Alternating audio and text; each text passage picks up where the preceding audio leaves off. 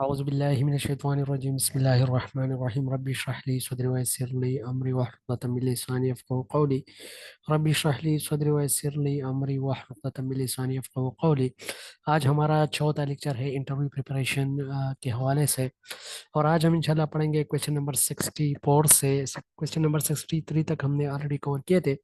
अच्छा, question number 64 जो है difference among planning policy and strategy. ठीक है, तो जो प्लानिंग है, पहले मैंने आप लोग को प्लानिंग एक्सप्लेन किया हुआ है कि what is planning. These are the outline of all the activities of a program. जब हम एक प्रोग्राम या एक एक एक चीज स्टार्ट करते हैं तो उससे पहले हम क्या करते हैं, उसमें जो एक्टिविटीज करते हैं या उसमें जो टाइम फ्रेम होता है उन सब का हम पहले से एक एक प्लानिंग करते हैं। एक बनाते हैं कि हमने ये एक्टिविटी करनी होगी, एक आउटलाइन बनाते हैं और हमने जो है ना इतना टाइम देना होता है। ठीक है, तो ये सारी चीजें हमारे पास आती है प्लानिंग के अंदर। और पॉलिसी जो है, पॉलिसी रूल्स रेगुलेशंस है जो कि for the benefit of the society specifically होती है। ठीक है, और स्ट्रेटेजी जो है, this is the mind map जो कि लॉन्ग टर्म के लिए होता है। ठीक है, तो planning is outline of all the activities of a program. ठीक है, ये तो प्लानिंग है, पहले मैं आप लोग को ये एक्सप्लेन कर चुका हूँ कई मरतबा। While strategy is mind map for long term. Long term के लिए जो हम सिट करते हैं एक माइंड मैप को, तो उसको हम स्ट्रेटेजी कहते हैं, या स्ट्रेटेजी को हम एक स्केच भी कहते हैं कि दिस।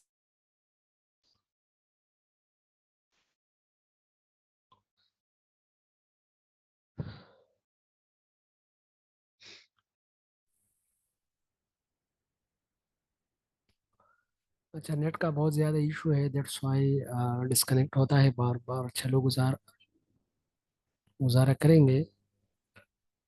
अच्छा मियाँ साहब, आज बहुत ही ज़्यादा मसला है नेट का। अभी ये आवाज़ मेरी पहुंच रही है? जी सर, क्लियर है अभी। अच्छा जी, अच्छा। तो हम प्लानिंग पॉलिसी और स्ट्रेटजी के दरमियान जो है, जो डिफरेंस है उसको एक्सप्लेन कर रहे थे कि जो प्लानिंग है, तो planning are the outline of the activities of a program. ठीक है, और पॉलिसी जो है, these are the guidelines, these are the rules which are set up for the betterment of the society or for the betterment of the people, while strategy is the mind map for long term। ठीक है, और इसको हम एक sketch भी कहते हैं, it's a sketch of a program. ठीक है, तो planning is outlines of all the activities of a program, strategy as mind map for long term, while policies are guidelines set up principles and rules regulation for the betterment of the society। ठीक है, तो ये है इसमें difference. Question number 65 है difference among. Sir, इसको थोड़ा example से अगर आगे करने की कोशिश करें तो। अच्छा, तो अच्छा, पॉलिसी तो आप लोग को पता है, पॉलिसी तो इजी है। जो हमारे पास एजुकेशनल पॉलिसीज है कि पहले से हम एक पॉलिसी सेट करते हैं। फॉर एग्जांपल पॉलिसी 1992 को अगर हम देखें, 1998 को अगर हम देखें, तो एक पॉलिसी है और ये हम पहले से सेट करते हैं कि हमने 10 साल के लिए या 11 साल के लिए जो चीज़ें अचीव करनी है एजुकेशन के अंदर, जो चीज़ें हमने करनी है, this is the example of policy. ठीक है, स्ट्रेटेजी जो है, लॉन्ग टर्म प्रोग्राम के लिए जो हमारी स्ट्रेटेजी होती है, माइंड सेटअप होती है। ठीक है, फॉर एग्जांपल हमारे पास जो है, हम 5 ईयर का कोई प्रोग्राम जो है बना रहे हैं, तो उसके लिए पॉलिसी तो सेटअप है, लेकिन स्ट्रेटेजी हमारा जो है वो स्ट्रेटेजी इस तरह होती है कि ये माइंड मैप होता है। मतलब इंसान जो करेगा, कि फॉर एग्जांपल क्लास के अंदर जब हम जाते हैं, तो अभी हमारा जो मेथड है, तो मेथड हमारा फॉर एग्जांपल लेक्चर मेथड है। अभी हमने सेलेक्ट किया कि लेक्चर मेथड के से हमने जाना है, तो लेक्चर मेथड हमारा मेथड हो गया। ठीक है, मेथड, मैं मेथड की भी बात कर रहा हूँ। अभी क्लास के अंदर जब हम जाते हैं, तो प्रैक्टिकली जो चीज़ें हम स्टार्ट करते हैं, तब नवाज खान साहिब अपना कैम जो है वो बंद रखिएगा। रब नवाज खान साहिब, कैम बंद रखिएगा प्लीज। अच्छा जी, तो जो हमारा फिर स्ट्रेटेजी है, हमारी स्ट्रेटेजी जो होगी, जो क्लास के अंदर जो हम जाते हैं और जो अपने जहन को इस्तेमाल करते हुए जो चीज़ें जो जो स्टूडेंट को पढ़ाते हुए जो हम यूज करते हैं, दिस और स्ट्रेटेजी। ठीक है, क्योंकि ये हमारा माइंड मैप है। और प्लानिंग तो वही चीज़ होती है कि किसी भी प्रोग्राम को, फॉर एग्जांपल अभी हम एक क्लासरूम के अंदर जा रहे हैं, तो उसके उसके लिए पहले हम एक लेसन प्लान जो है वो प्रिपेयर कर रहे हैं। और उसी लेसन प्लान के अंदर हम हमारे ऑब्जेक्टिव्स क्या होंगे, हमारी मेथोडोलॉजी क्या होंगी, हमारे जो है उसमें स्पेसिफिकली टाइम कितना होगा, ठीक है। तो ये सारी चीज़ें हम उसमें एविएट्स क्या होंगे, तो ये हमारी प्लानिंग में आ जाती है, ठीक है। अच्छा अब नवाज साहब, अगर आपको मेरी आवाज़ पहुंच रही है तो आपका कैम ऑन है, प्लीज़ अपना कैम बंद रखिएगा। Rab Nawaz Khan, if you are listening me kindly off your cam please. Rab Nawaz Khan आपका कैमरा बंद है का? अच्छा जी, ये हमारे पास थी प्लानिंग, पॉलिसी एंड स्ट्रेटेजी। अच्छा, difference among sir committee. Policy broader term होगा और स्ट्रेटजी यूज के बाद, और प्लानिंग जो है सबसे बाद में होगा, इसी जी, तरह ये। नहीं, प्लानिंग तो एडवांस में की जाती है, याद रखिएगा। प्लानिंग प्रोग्राम के शुरू करने से पहले ही की जाती है। ये हमारे पास प्लानिंग हो गई। फिर पॉलिसी जो है हमारे पास, ये भी एडवांस में की जाती है, लेकिन ये पॉलिसी जो है ये स्पेसिफिकली पॉलिसी के अंदर हमारी प्लानिंग, और प्लानिंग के अंदर पॉलिसीज आ जाती है, ठीक है। लेकिन प्लानिंग और पॉलिसी में यही डिफरेंस है कि पॉलिसी हम फॉर एग्जांपल एक 5-10 साल के लिए बनाते हैं, तो उससे उसके लिए हम प्लानिंग करते हैं कि इसमें अंदर जो है हमने कौन कौन सी चीज़ें जो है वो इंक्लूड करनी है, या उसके अंदर जो है हमारा टाइम फ्रेम क्या होगा, तो ये सारी चीज़ें हमारी प्लानिंग में आती है। और स्ट्रेटेजी जो प्रैक्टिकली हम एक चीज़ के अंदर जाते हैं, स्ट्रेटेजी का ताल्लुक जो होगा वो प्रेजेंट से होगा, ठीक है। तो फॉर एग्जांपल हम जाते हैं on the situation, on the spot, जो हम एक चीज़ परफॉर्म करते हैं, दिस इज आवर स्ट्रेटेजी, ठीक है। अच्छा, डिफरेंस है मान कमेटी, कमीशन एंड काउंसिल। हम अगर देखें तो कमेटी, कमेटी क्या है? Committee a group of people होती है जो कि स्पेसिफिक पर्पस के लिए बनाई जाती है। A group of people for a specific purpose. Commission क्या है?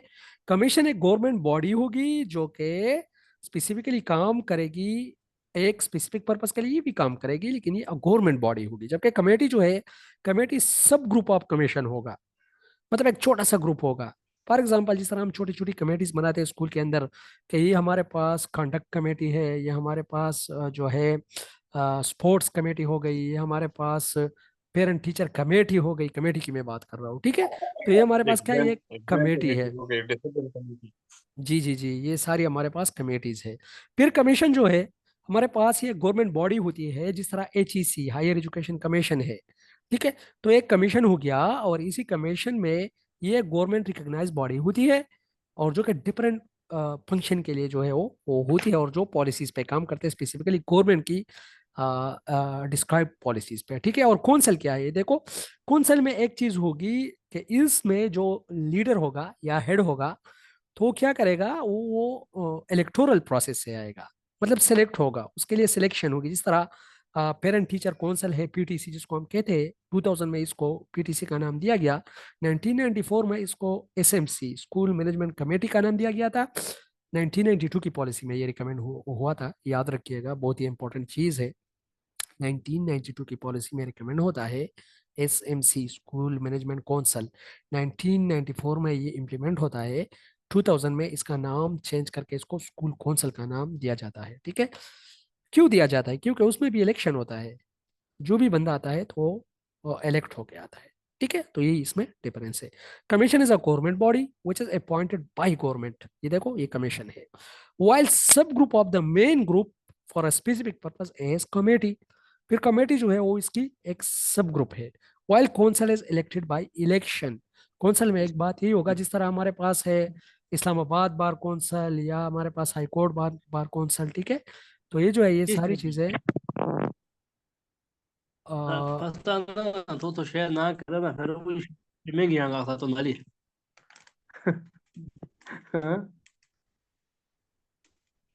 अच्छा, कौन बोल रहा है अल्लाह के बंदो? अब नवाज खान, आपका और कैम अब भी ऑन है और नवाज आपका माइक भी ऑन है। प्लीज अपना माइक और अपना कैम जो है वो बंद रखिएगा। अब नवाज खान, अगर आप हमें सुन रहे हो, काइंडली प्लीज। अजीब बंदा है।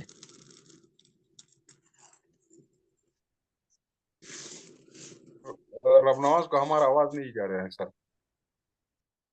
नहीं जा रहा है।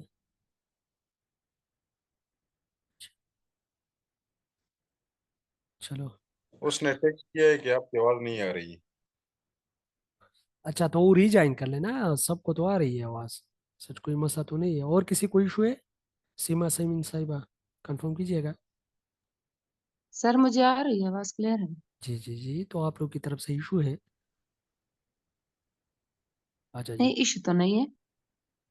नहीं मतलब वो रबनवाज साहब ने जो है वो बार बार कुछ कहना चाहते हैं, तो कहते कि नहीं आवाज़ नहीं आ रही, तो मैंने ये कंफर्म करना चाहा कि आप लोग को अगर मेरी आवाज़ आ रही है तो जाहिर बात है फिर इशू उस उसकी तरफ से होगी। अच्छा जी।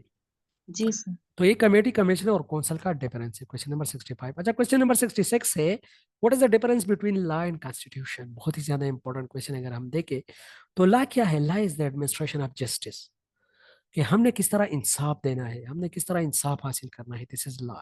एक और भी लॉ होता है जो कि साइंस के स्टूडेंट उनको पता है लॉ क्या होता है। हम एक्सपेरिमेंट करते हैं, एक्सपेरिमेंट के बाद जो है हमारी थीरी बनती है, थीरी के बाद हमारे फिर लॉ बनता है, वो एक अलग चीज है।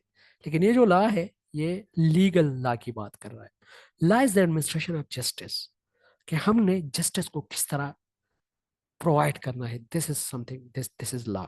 ठीक है, बहुत ही अच्छा डिफिनेशन है। While constitution is the software of the government, कि किस तरह हमने गवर्नमेंट को चलाना है, government as a hardware, while the software for this government is a constitution, आइन है।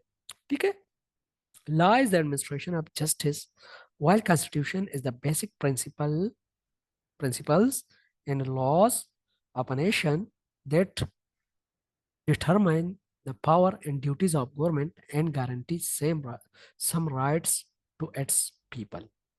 ठीक है, ये रूल्स रेगुलेशन है जो कि एक गवर्नमेंट बनाता है, कि किस तरह उसी गवर्नमेंट को चलना है, अपने लिए बनाता है। ठीक है, और किस तरह लोगों की हुकूक की तहफ़्फ़ुज़ करना है। ठीक है, और ये जो कॉन्स्टिट्यूशन है, सिंपली हम इसको इस तरह डिफाइन कर सकते हैं कि it's a software of government to run the government, कि किस तरह हमने गवर्नमेंट को चलाना है, ये उसका एक सॉफ्टवेयर है। चूंकि गवर्नमेंट हमारे पास एक हार्डवेयर हो गया, तो ये उसका सॉफ्टवेयर हो गया। ठीक है। अच्छा, what are the qualities of a good teacher. Good teacher की क्वालिटीज तो बहुत ज्यादा है, आप लोग बता सकते हो। पंक्चुअलिटी आती है उसमें, हॉनेस्टी आती है उसमें, ठीक है, सारी चीजें। लेकिन मेरे ख्याल में सबसे बेस्ट जो क्वालिटीज है वो है commitment to student and commitment to pedagogy. अगर एक टीचर कमिटमेंट टू स्टूडेंट है तो जाहिर बात है वो पंक्चुअल भी होगा, वो रेगुलर भी होगा, वो पढ़ेगा भी, और उसके साथ एहसास भी होगा कि मैंने आना है टाइम पे और स्टूडेंट को पढ़ाना है। एक तो यही हो गई कमिटमेंट टू पेडागॉजी। अगर उसको पढ़ाने का तरीका आता है, ठीक है यार मेरे जहन में तो चीजें हैं लेकिन ये चीजें अभी मैंने शिफ्ट करने स्टूडेंट के जहनों में, this pedagogy, art of teaching, methods of teaching.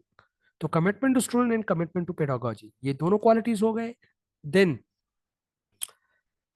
is a good teacher shall know that how to address individual differences in the class। Classroom के अंदर चूंकि स्लो लर्नर भी होंगे, गॉड गिफ्टेड स्टूडेंट भी होंगे, तो आप लोगों ने सबको मिला के जहन में, आप लोगों ने सबसे जो लोअर लेवल का स्टूडेंट है उसको जहन में लेते हुए आपने अपनी टीचिंग जो है उसी लेवल पे लानी है। ठीक है, this differences in the class, individual differences in the class.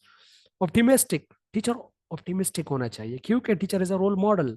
अगर वो पिesimistic होगा, हर एक बात को निगेटिवली लेगा, तो फिर तो नहीं चलता।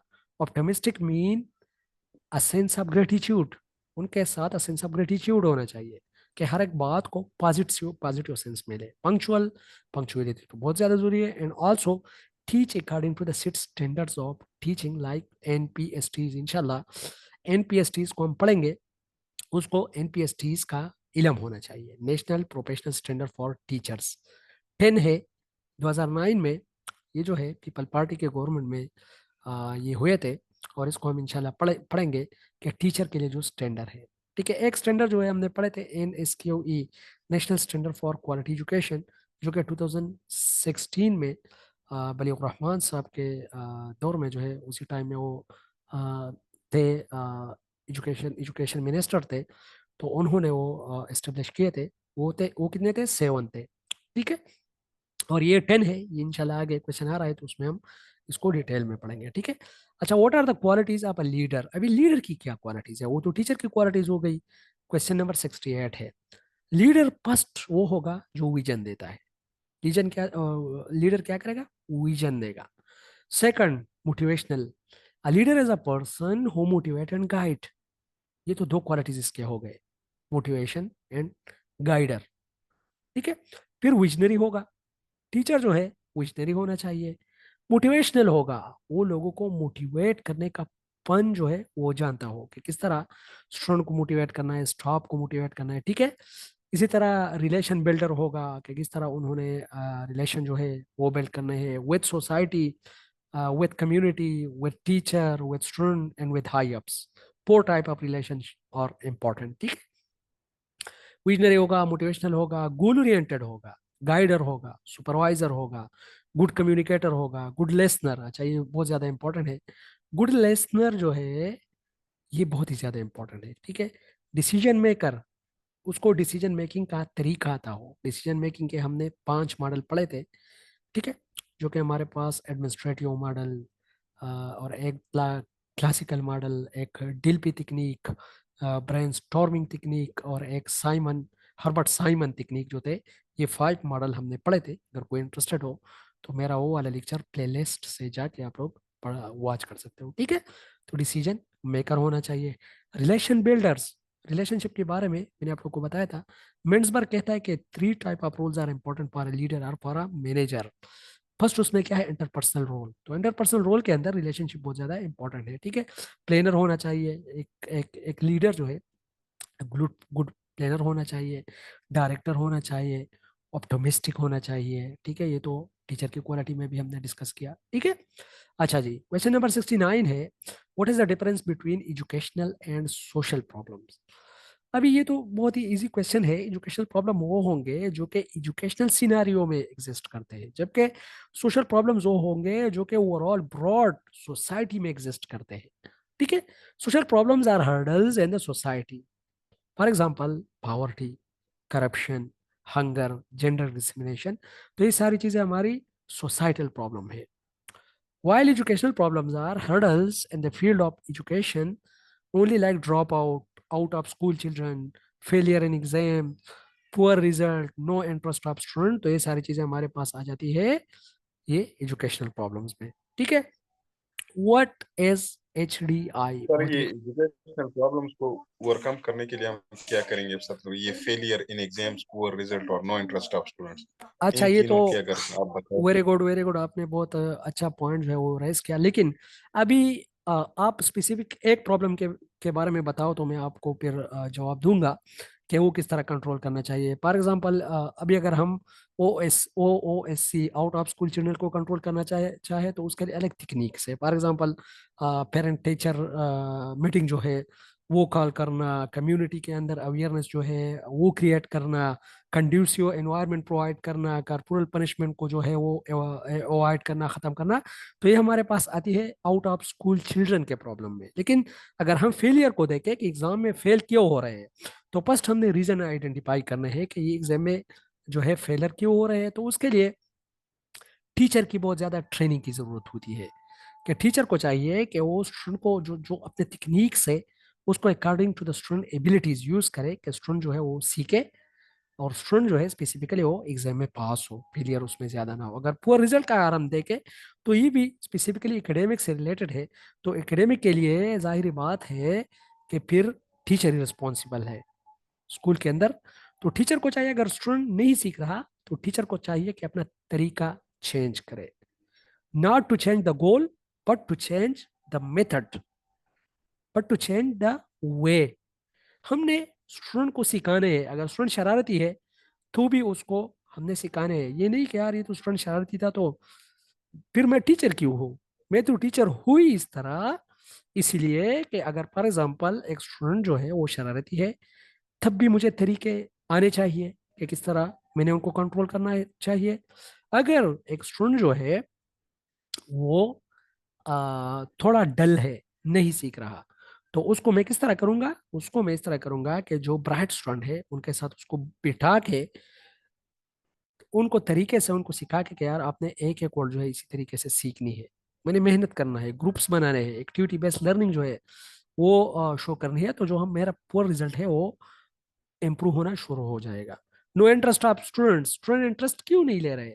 इसके भी बहुत ज्यादा रीजन हो सकते हैं। फॉर एग्जाम्पल, स्कूल के अंदर कॉर्पोरल पनिशमेंट है तो स्टूडेंट नहीं आते। अगर कंड्यूसिव एनवायरनमेंट अवेलेबल नहीं है, स्टूडेंट नहीं आते। अगर करिकुलम अच्छा नहीं है, ठीक नहीं है, फिर भी स्टूडेंट इंटरेस्ट शो नहीं करते। अगर फिजिकली वो जो स्टूडेंट है वो फिट नहीं है, उसको फैमिली साइड से कुछ मसले है, वो कहते हैं ना, प्लेटो क्या कहता है कि द डेवलपमेंट, अच्छा Aristotle, the development of a sound mind in a sound body, Aristotle जिस तरह कहता है। तो अगर स्टूडेंट फिजिकली फिट नहीं है तो मेंटली फिट नहीं हो सकता। ठीक है, तो इसीलिए ये जो चीज़ें हैं ये बहुत ज़्यादा इंपॉर्टेंट है। जी मियाँ साहब, आपको ये चीज़ें कुछ क्लियर हो गई? Thank you sir. Thank you sir, clear हो गई। ओके जी, ओके, यू वेलकम। अच्छा, what is HDI? Human development index. HDI है क्या? एचडीआई स्पेसिफिकली यूएनडीपी जो है, यूनाइटेड नेशन डेवलपमेंट प्रोग्राम जो है, ये एक रिपोर्ट शाया करती है। और इसी उसी रिपोर्ट को तीन ब्रॉड एरियाज को देखते हुए वो क्या करते हैं, वो शाया करते हैं कि किसी मुल्क के अंदर ये जो तीन एरियाज है, ये कौन से लेवल पे है, ये कौन से रैंकिंग पे है। तो उसमें क्या क्या है, एक हेल्थ है, एक एजुकेशन है, और एक है लिविंग स्टैंडर्ड। ये तीन एरियाज है। इन तीनों एरियाज की इंडिकेटर्स को देखते हुए यूएनडीपी अपना एक रिपोर्ट शाया करता है। वो उसी रिपोर्ट में कंट्रीज की रैंकिंग होती है कि टॉप पे कौन सी कंट्री है, सेकंड पे कौन सी कंट्री है, थर्ड पे कौन सी कंट्री है। ठीक है, तो इसको हम कहते हैं ह्यूमन डेवलपमेंट इंडेक्स, कि एक मुल्क के लोग कितने खुश है, एक मुल्क में जो लोग हैं उसके उसको एजुकेशन के फैसिलिटीज कितनी अवेलेबल है, और एक मुल्क के लोग जो है उसके लिविंग स्टैंडर्ड्स कैसे है। इन तीनों फैक्टर्स को देखते हुए क्या क्या किया जाता है, फिर उस पर एक रिपोर्ट शाया किया जाता है। और कौन करता है? यूएनडीपी करता है। उसको हम जो है एचडीआई कह सकते हैं। It is the summary of the achievement of development in three areas. क्या है? हेल्थ है, एजुकेशन है, एंड लिविंग स्टैंडर्ड्स है। Pakistan ranked 161 out of 191 countries UNDP. 101 ममालिक में पाकिस्तान का जो नंबर है एचडीआई में, वो है 161 नंबर पे। ठीक है, और टॉप पे जो कंट्री है वो है स्विट्जरलैंड। ठीक है, जहाँ पर लोग भी खुश है, जहाँ पर एजुकेशन भी ठीक है, और जहाँ पर हेल्थ की फैसिलिटीज में सारी दुनिया से बहुत ही ज्यादा और बिल्कुल ही फास्ट अवेलेबल है। ठीक है, अच्छा जी, एक और क्वेश्चन है, question number 71। What is universal education? Universal education क्या है? तो अगर हम देखें तो यूनिवर्सल एजुकेशन जो है एक ऐसा एजुकेशन जो कि सारी दुनिया के लिए हो। एक ऐसा एजुकेशन जो कि सारी दुनिया के लिए हो, for the masses all over the world without any discrimination, is universal education. It is equal opportunities of education to masses all over the world without any discrimination. ठीक है, अच्छा, बहुत ही important question, question number 72। What is devolution plan 18th amendment act? बहुत ही लंबी कहानी है इसके पीछे 18 अमेंडमेंट एक्ट को अगर हम देखें, लेकिन थोड़ा सा मैं आप लोगों को बैकग्राउंड दे देता हूँ। जनरल अयूब खान के दौर में एक एक्ट पास होता है जिसको कहते हैं eight amendment act. Eight amendment act को हम 52 टू बी भी कहते हैं। Article 58 two B. तो ये जो आर्टिकल 58 टू बी है, ये सुपरमेसी ऑफ प्रेसिडेंट की बात करते हैं। जबकि जब पार्लियामेंट आता है तो जाहिर बात है, जब पार्लियामेंट आता है तो पार्लियामेंट वाले जो हमारे एमएनएज एमपीएस होते हैं तो वो कोशिश करते हैं कि अपनी सुपरमेसी को कायम रखे, और सदर कोशिश करता है कि अपनी सुपरमेसी को कायम रखे। तो ये एक डिबेट चला रहा है पाकिस्तान के अंदर। 1958 के बाद जो इख्तियारात थे, सुपरमेसी थी, वो सदर के पास थी, सदर के पास थी। अभी फिर जब भुट्टो साहब आता है तो वहां पर हमारे पास लेजिस्लेटिव कॉन्करेंट लिस्ट जिसको कहते हैं, लेजिस्लेटिव कॉन्करेंट लिस्ट, वो आता है। और फिर वो कोशिश करता है कि जो सुपरमेसी ऑफ द पार्लियामेंट हो वो हो, मतलब सदर के साथ इख्तियारात ना हो, जो सुप्रीम लीडर हो वो वजीर आजम हो, सदर ना हो। ठीक है, तो फिर वही एक अमेंडमेंट जो है वो करता है अगेन फिर अगेन जब ज़िया-उल-हक आता है तो फिर अगेन, चूंकि ज़िया-उल-हक जो था वो एक सदर था, डिक्टेटर था, तो अगेन वो क्या करता है, फिर उसको रिजेक्ट करके अगेन उसमें अमेंडमेंट करता है और फिर सुपरमेसी ऑफ द प्रेसिडेंट जो है वो बहाल करता है, सदर की सुपरमेसी। फिर उसके बाद नवाज शरीफ की गवर्नमेंट आती है तो अगेन वो उसको खत्म करके क्या करता है, फिर सुपरमेसी ऑफ द पार्लियामेंट की बात करता है कि नहीं, पार्लियामेंट की सुपरमेसी होनी चाहिए। 17 अमेंडमेंट एक्ट मेरे ख्याल में वो पास हुआ था उसी टाइम में, पीएमएलएन के दौर में। फिर 18 अमेंडमेंट एक्ट जो है वो पास होता है पीपीपी के दौर में 2010 में, और इसमें क्लियर कट जो लेजिस्लेटिव कंकरेंट लेजिस्लेटिव लिस्ट है उसको भी एबॉलिश किया जाता है। कंकरेंट लेजिस्लेटिव एक्ट जो है उसका अगर आप लोग को मैं बताऊं थोड़ा, तो उसमें 2-3 पॉइंट है एजुकेशन के हवाले से, कि जो एजुकेशन जो होगा वो रिस्पॉन्सिबिलिटी होगी कंकरेंट लेजिस्लेटिव एक्ट की, मैं बात कर रहा हूँ जो कि 1973 में आया था, कि education will be the responsibility of the provincial as well as of the federal government, मतलब दोनों की मुश्तरका रिस्पॉन्सिबिलिटी होगी। तो उसको फिर 2010 में ख़त्म किया गया, और 2010 में ये जो एजुकेशन है इसको सूबों के हवाले किया गया, कि हर एक सूबा एजुकेशन के हवाले से काम करेगा, उसके लिए पॉलिसीज बनाएगा और उसके लिए रूल्स रेगुलेशन सेट करेगा।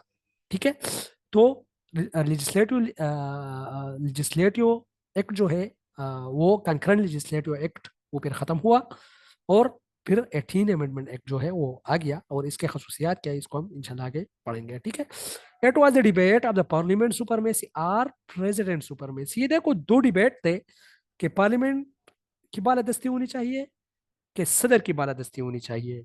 आर्टिकल 58 टू बी ये क्या कहता है, was passed for the sustenance of presidential supremacy. सदर की इख्तियारात को ये बढ़ाता है कि सदर के साथ इख्तियार होना चाहिए। Devolution plan was adopted by people party इन अप्रैल 19 2010 8 अच्छा, अप्रैल 19 2010 में पीपल पार्टी की गवर्नमेंट जो है वो 18 अमेंडमेंट एक्ट जो है वो पास करता है, and 17 amendment act was passed for present supremacy. अच्छा, फिर अगेन 17 अमेंडमेंट एक्ट जो है ये भी पास हुआ था प्रेजेंट सुपरमेसी के लिए, while 13 amendment act was passed for by PMLN for parliament supremacy at least at last sorry 18 amendment act was passed by PPP. मतलब इसका यही है कि कुछ एक्ट पहले पास किए गए for the purpose of the supremacy of the president, और कुछ उसमें पास किए गए for the purpose of the supremacy of the prime minister. ठीक है, मतलब पार्लियामेंट। ठीक है, तो ये चीज़ें जो है, अभी इसके करेक्टरिस्टिक क्या है ये बहुत ज़्यादा इंपॉर्टेंट है, कि 18 अमेंडमेंट एक्ट के अंदर जो है इसके फीचर क्या है। इसका जो फीचर है, NWFE name was change to KP। जो NWFE का नाम था वो चेंज किया गया KP को, खैबर पख्तूनख्वा को first. Balochistan name change to Balochistan. ये देखो सेम ही नेम है लेकिन एक में यू है और एक में ओ है, तो अभी बलूचिस्तान का जो करंट नाम है 18 अमेंडमेंट एक्ट के अंदर वो बलूचिस्तान है, ओ से है। Concurrent legislative act was abolished, मैंने आप लोग को इससे कोई बताया। फर्क पड़ता है सर? जी, यू और ओ से कोई फर्क पड़ता है? ये तो शायद नाउन है। शायद इसमें मेरे ख्याल में इस फिल्म में कुछ मिस्टेक्स थी, इसको सर्च आउट कर लेंगे कि क्यों, मतलब ओ और यू के दरमियान जो है इतना एक बड़ा। मेरे ख्याल में बलोच एक कौम है, और उसी कौम का जो मतलब करेक्ट स्पेलिंग है वो BALOCH है, तो दैट्स वाई इन्होंने मुनासिब समझा कि इसको बलूचिस्तान की जगह बलूचिस्तान कर ले, मेरे ख्याल में।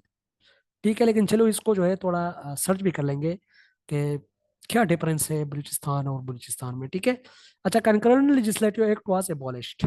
कंकरेंट लेजिस्लेटिव एक्ट 1973 में पास हुआ था, और इसका मकसद यही था कि जो एजुकेशन है ये गवर्नमेंट सॉरी फेडरल और सूबे दोनों की एक कंबाइन मुश्तरका एक रिस्पॉन्सिबिलिटी होगी। ठीक है अच्छा, एक और चीज भी यहाँ पर आ गई, council of common interest CCI। अच्छा, इसकी जरूरत क्यों पेश आई? जरूरत इसलिए पेश आई कि चूंकि 18 अमेंडमेंट एक्ट पास करने के बाद ज्यादातर डिपार्टमेंट सूबों को चले गए, तो जो डिपार्टमेंट सुबह को नहीं मिले थे तो उसको कौन चलाएंगे? तो उसके लिए एक कौंसल बनाया गया जिसको कहते हैं कौंसल ऑफ कॉमन इंटरेस्ट।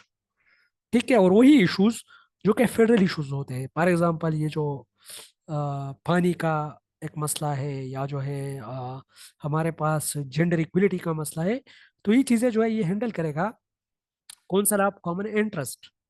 क्योंकि वो जस्ट सूबों का मसला नहीं है, वो तो फेडरल का भी है, सबका एक ही है।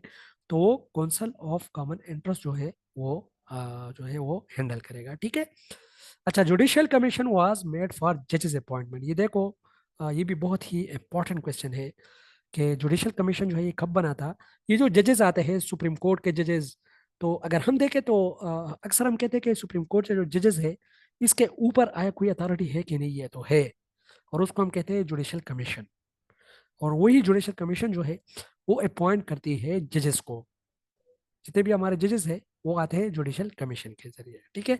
और एक आर्टिकल पास किया गया जो कि बहुत ज्यादा इंपॉर्टेंट है एजुकेशन के हवाले से। Article 25A was presented which stated that provision of education from 5 to 16 years is state responsibility.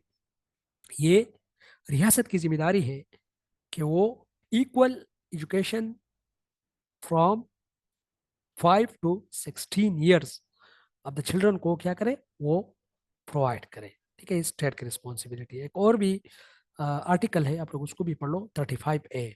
वो भी इसी तरह की बात करता है कि स्टेट जो है ये रिस्पॉन्सिबल है एजुकेशन को प्रोवाइड करने के लिए। ठीक है।